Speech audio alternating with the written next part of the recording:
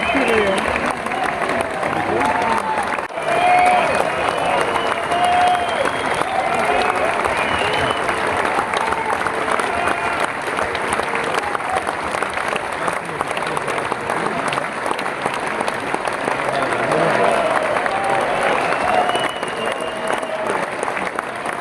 이게 똑같이.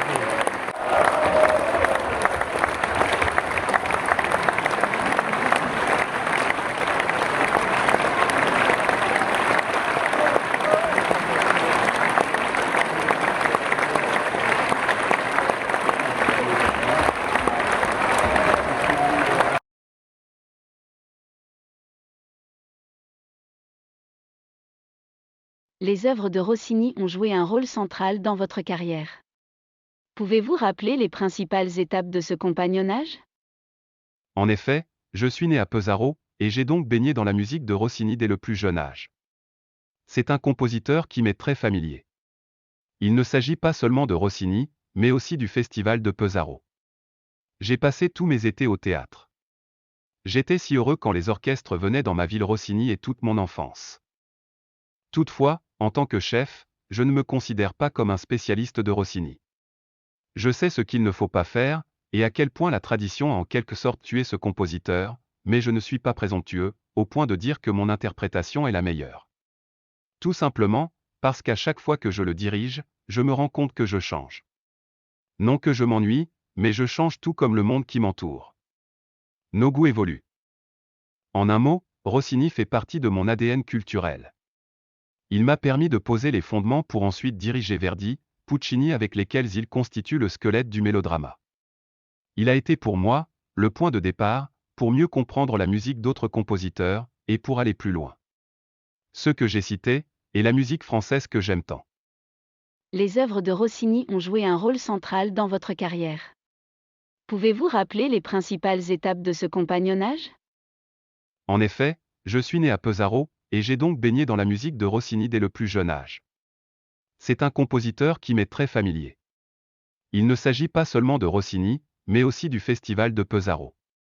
J'ai passé tous mes étés au théâtre. J'étais si heureux quand les orchestres venaient dans ma ville Rossini et toute mon enfance. Toutefois, en tant que chef, je ne me considère pas comme un spécialiste de Rossini.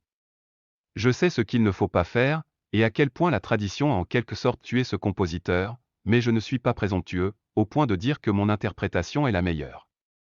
Tout simplement, parce qu'à chaque fois que je le dirige, je me rends compte que je change. Non que je m'ennuie, mais je change tout comme le monde qui m'entoure. Nos goûts évoluent. En un mot, Rossini fait partie de mon ADN culturel. Il m'a permis de poser les fondements pour ensuite diriger Verdi, Puccini avec lesquels il constitue le squelette du mélodrama.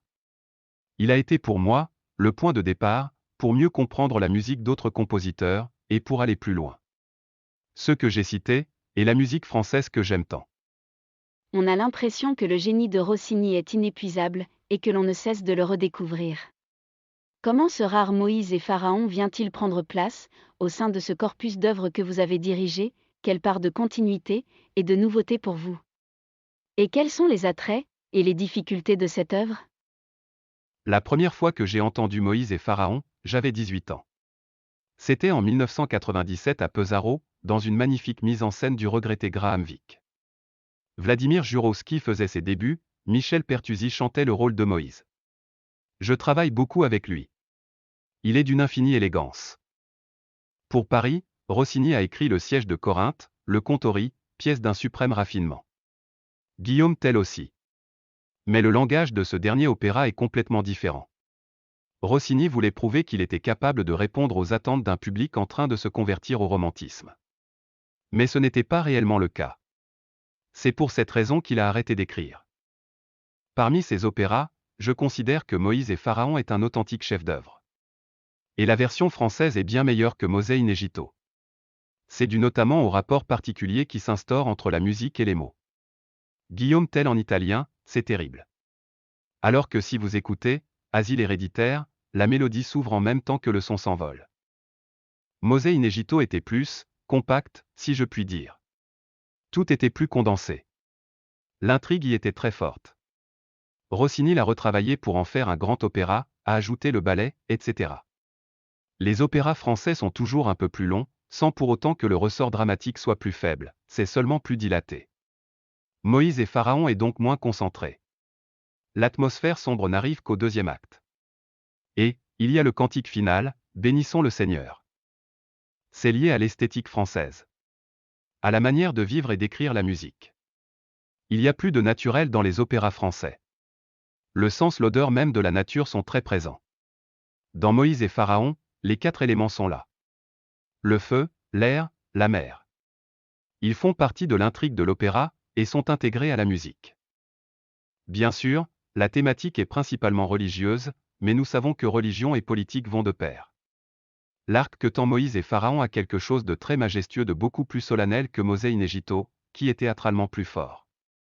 Ce dernier commence de manière très sombre, comme le deuxième acte de Moïse et Pharaon, et devait finir piano après le magnifique thème de la mer Rouge. Mais on n'a pas laissé le compositeur faire, car cela paraissait fou. Maintenant les versions traditionnelles finissent, par un forte qui n'est guère intéressant. Pourtant c'est justement, ce genre d'invention qui fait de Rossini un génie. Je trouve la musique de cet opéra très belle, magnifique pour un chef. Vous savez, il y a beaucoup d'opéras merveilleux à chanter, mais un peu ennuyeux à jouer ou à diriger. Comment allez-vous travailler avec l'orchestre, les solistes et le chœur, pour donner corps à votre vision? Pour moi, les détails sont très importants, s'ils font toute la différence. C'est vrai pour Rossini, comme pour tous les compositeurs. Je me souviens d'avoir demandé un jour à un musicien de l'orchestre. Je veux que tu sois un protagoniste. Accompagner la voix ne veut pas dire suivre les solistes, dans tout ce qu'ils font, être en dessous. C'est précisément le contraire. Cela signifie que les musiciens en fosse doivent chanter, avec ceux qui sont sur le plateau. Pour moi, c'est vraiment important. Je fais toujours un travail très approfondi, avec les musiciens de l'orchestre. Sur les couleurs, les articulations, les dynamiques. Et toujours en harmonie, avec le plateau. Et pour cela, il est essentiel de répéter avant. Je suis très, vieille école, de ce point de vue. Quels que soient les solistes, même s'ils sont excellents, il faut absolument répéter. Tout se joue là. Cet été, nous allons avoir une très belle distribution. Ce sera un plaisir de travailler avec ces chanteurs. Et ce sera une combinaison intéressante, car, d'un côté, nous avons Michel Pertusi, plus âgé, l'expert en quelque sorte, et, de l'autre, nous avons Janine Debic, une soprano en pleine ascension qui fait ses débuts dans Rossini, Adrian Sampetrian, lui a chanté Rossini, bien sûr, mais pas tant que cela. Et, Pen Patti n'est pas un chanteur rossinien à proprement parler, car sa voix est plus lyrique. Mais il est parfait pour le rôle d'Amenofis, qui n'a rien à voir avec le comte Almaviva dans Le Barbier de Séville, l'Indoro de l'Italienne à Alger, etc. Ce sera passionnant de travailler avec eux, je m'en réjouis. Et, comment abordez-vous le ballet? Représente-t-il un défi particulier pour vous? Il est impossible d'aborder cet opéra, sans penser au ballet. Bien sûr, Tobias et moi sommes tout à fait d'accord sur le fait qu'il fait partie intégrante de la dramaturgie de l'opéra. Si l'on considère le ballet comme une simple parenthèse, faite pour divertir, et profiter de la musique, et des danseurs, cela ne fonctionne pas, l'intrigue doit continuer à se développer pendant le ballet.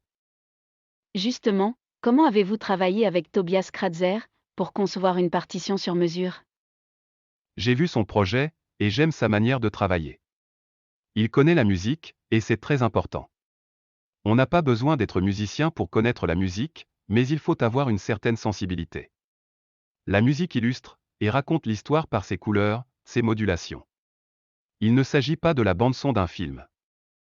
Tobias s'est penché sur les détails de la partition, a travaillé de manière très juste, en profondeur, sur les liens entre les personnages. Je pense qu'il a trouvé la clé pour une lecture moderne de l'œuvre. Pas moderne au sens de mettre un cube sur scène, ou ce genre de choses. Je parle de la manière de mettre en scène, de diriger les chanteurs, d'aider chacun à construire son personnage. C'est cela, pour moi, être moderne au théâtre aujourd'hui. Peut-être n'a-t-on pas besoin de beaucoup plus que les chanteurs qui, par un simple geste, l'expression de leur visage, de leur corps, parviennent à traduire quelque chose. Quoi qu'il en soit, son concept est très fort, son approche politique de cette musique fonctionne très bien.